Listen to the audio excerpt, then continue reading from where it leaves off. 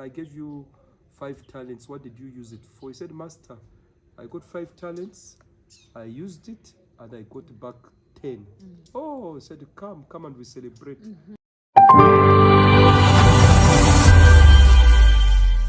You are so much welcome, our dear viewers at the Hagne space. We love you and we care for you. And today we would like to start from the scripture in Matthew 25 from verse 14. I hope you will get some time to read about it. It mainly talks about talents, and we want to talk about why some of us are given talents but we never make good use of them. Or you're given a talent, but then until you're glorified, that's when the people behind you start to ask, oh, but she or he had this talent, but they never used it so well. And as usual, you know that I don't come to the Hagne space alone. I want to welcome back my dear mentor, my coach, Dr. Alec. I'm increasing the titles every day, but really you're so much welcome, and welcome back to Rwanda, and welcome back to the Hagne space, and thank you for accepting my call. Yes, you can talk to our viewers and let them know again who Alec is and what you have in stock for them today. Thank you. First and foremost, I want to wish you a Merry Christmas and Happy New Year to you and your family and the people of Rwanda and also the people of East Africa and the global village. What can I say? I can say that I am once again humbled to come back, and please, you can guide us on what we are going to talk about today. Yes, thank you so much, Alec. In this space, we bring you conversations that build, and today we want to speak about talent. And I've just done a small introduction to let you know, what is it that we want to talk about. Alec, in the first place, how can we define talent? And in today's conversation, what we are going to do is we are going to focus more not on the young people, but the people that are middle age.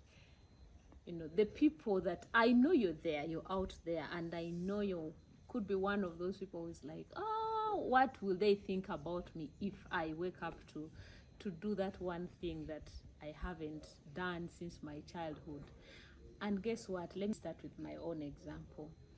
There's a time I used to really, really love to sing. And if I had implemented, today I would be a professional singer. But I think I've let that talent go. However, I believe that after today's conversation from a professional, I might go back and pick up my books where I used to write my little songs and, start to sing. Yeah. Okay, the last time we talked mainly about attitude. We are still talking about attitude, but we have broken the subject into, maybe I can call it talent development. Emphasis is about talent. Now, whenever people hear the word talent, they mix it up and they confuse with knowledge and skills. Now, what is talent? Now, before I say what a talent is, you quoted a Bible scripture, and this is a short story that will be a preamble to our discussion today. Yeah. Once upon a time, there was a master who had 3 servants. Yeah. One servant, he gave him 10 talents. The other one, he gave him 8 talents, and the other one, he gave him 5 talents. What we have to be very careful is not about the number of the talents that you have had in the Bible, but it's to get that picture that what the story is all about. And he gave each other their talents, and he decided to go for a long journey. And he went after a very long time. And the first person, he got his talent, and he put it at work. Then those talents increased. Did I say 10 talents? Yes. Yeah. Let's say he increased the talents that he had. He doubled those talents. The second one, The first one had 5 talents, increased them to 10. The second one had 4 talents, increased them to 8. And the third one, he said, no, this talent, what if I use it and things go out of hand? He feared risk. And he said, no, this master is selfish, he just wants to use me. So he decided to hide his talent. It's like you have money and you decide to put it under. Many years later, the master came and sat with each and every one of them. He asked the first person, I don't know whether that master was the one this, but let's assume that he was from somewhere. He asked, well, I gave you 5 talents. What did you use it for? He said, master, I got 5 talents. I used it and I got back 10. Oh, he said, come and we celebrate. Thank you for your good work. The second one, he says, oh, you gave me 4 talents. I used it and got 8. Very good, my servant. Congratulations, I promote you. The third one, he said, oh, I can imagine he was talking with a lot of fear. He said, master, I only kept this talent.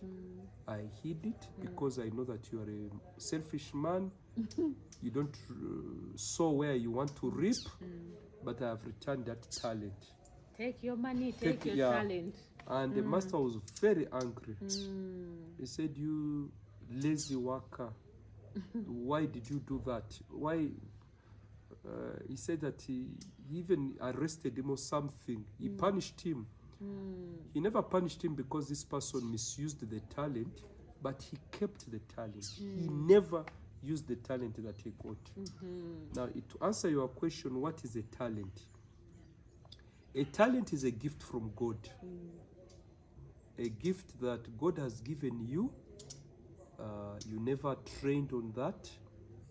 You do it easily without a lot of struggle. Now, the challenge is, in the scriptures they tell us that we are not of the world. We are in the world, but we are not of the world, meaning that we should not conform to the world system. Unfortunately, the world system has corrupted almost all of us. Number one, they confuse skills and talent. Yeah, that's true. Yeah? So they tell you, no. You're not supposed to be a musician. You're not supposed to sing. Why don't you do maths instead? You do English. You do different things. That's why many of us have gone to the schooling system. I don't like calling it education. The schooling system, and in that schooling system, they mix us with everybody else, and they kill our individuality and our uniqueness, our talent. And then later on, instead of being a first-class carpenter, you decide to be a lawyer or a doctor of second class, because you are taught that what you have inside you is not important. And that's what many of us are suffering from. You have just reminded me, in the introduction when you spoke about a celebration, the master celebrating the servant, you reminded me of a friend of mine who said that nobody celebrates excuses.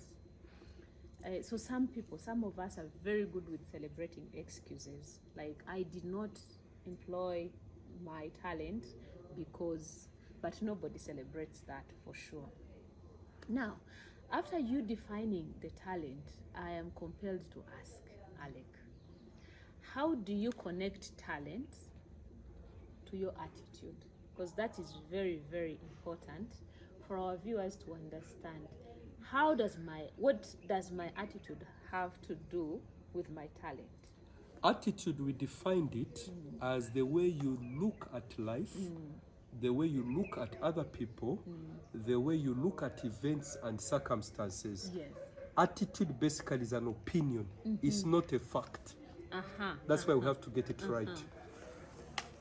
Now, attitude, someone once said that we don't see the world as it is, we see the world as we are. All see the same thing, but our interpretation of life is different.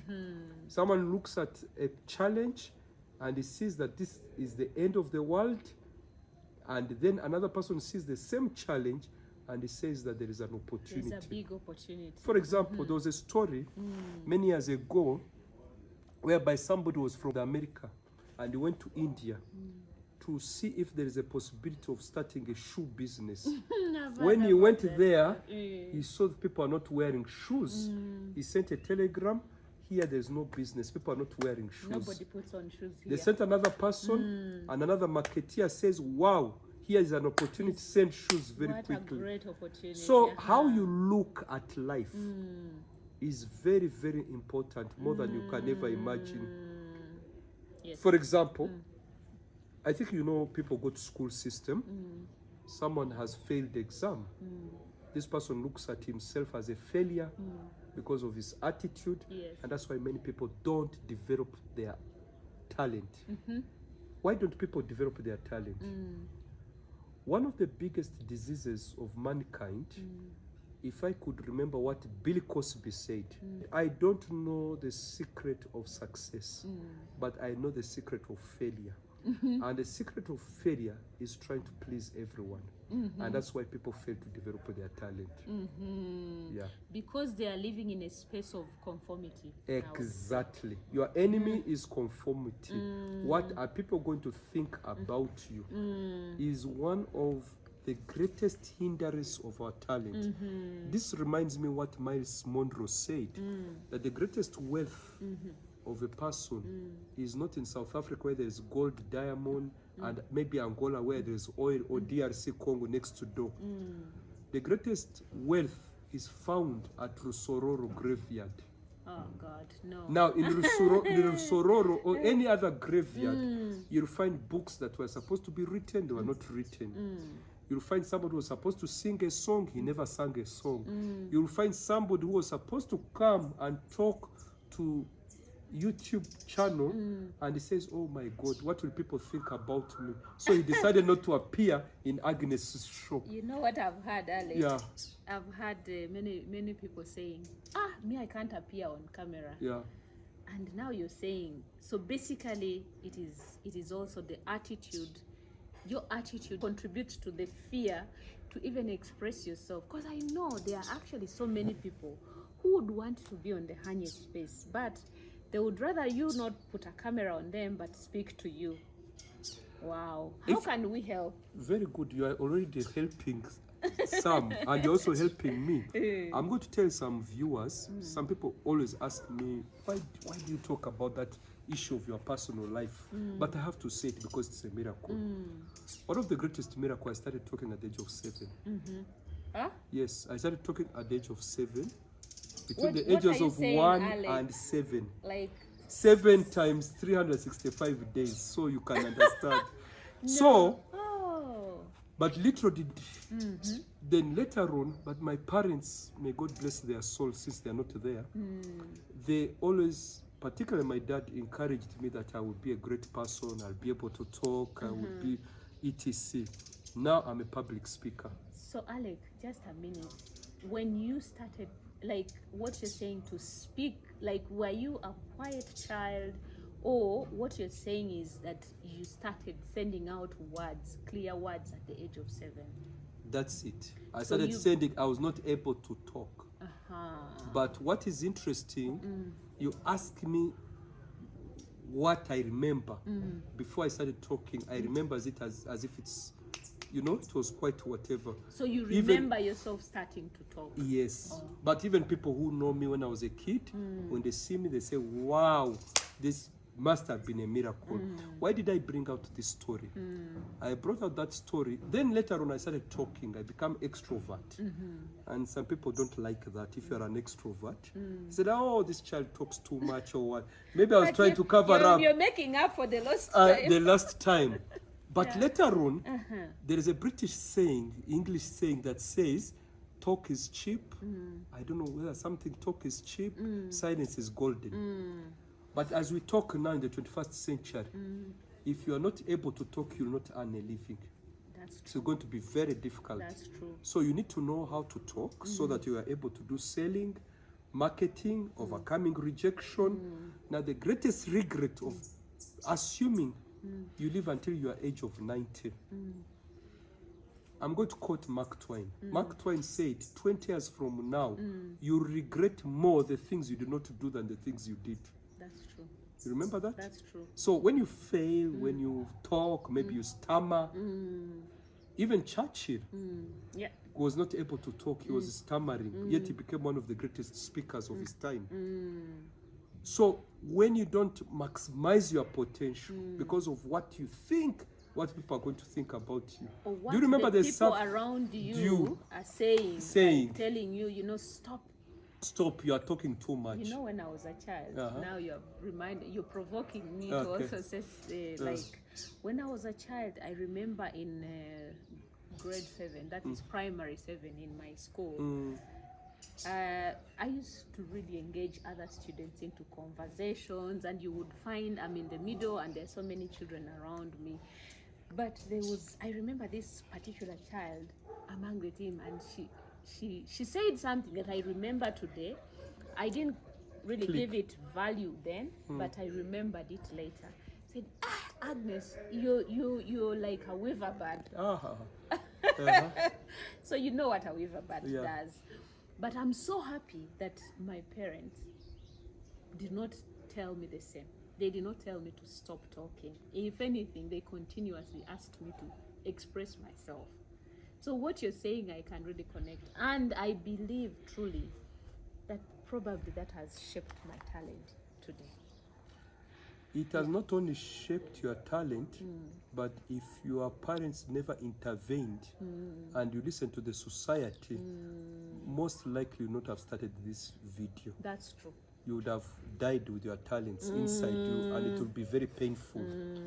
Now, the greatest power a human being can have is speaking.